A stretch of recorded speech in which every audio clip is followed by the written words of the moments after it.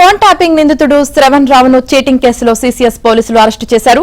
బెంగళూరులోని తన కంపెనీ నుంచి ఇనుప ఖనిజం కొనుగోలు చేస్తే అధిక లాభాలు ఇస్తానని నమ్మించిన శ్రవణ్ రావు హైదరాబాద్లోని అఖండ ఇన్ఫ్రాటెక్ కంపెనీకి 7.8 కోట్లు టోపీ పెట్టాడు. ఈ కేసులో శ్రవణ్ రావును విచారించిన సీసీఎస్ పోలీసులు ఆయన్ను అరెస్టు చేసి రిమాండ్కు తరలించారు.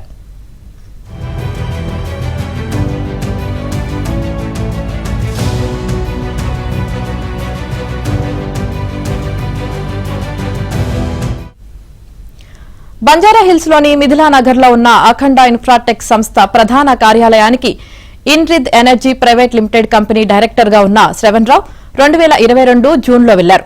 అక్కడ అఖండ డైరెక్టర్ ఆకర్ష్ కృష్ణను కలిశారు. బెంగళూరులోని సండూరులో ఉన్న ఎకోర్ ఇండస్ట్రీస్ తన ఆధీనంలోనే ఉందని, దానికి ప్రతినిధిగా వ్యవహరిస్తున్నట్లు బురిడి కొట్టించారు. ఎకోర్ ఇండస్ట్రీస్ నుంచి ఇనుప ఖనిజం కొనుగోలు చేస్తే టన్నుకు 300 రూపాయల లాభం ఉంటుందని నమ్మబలికారు.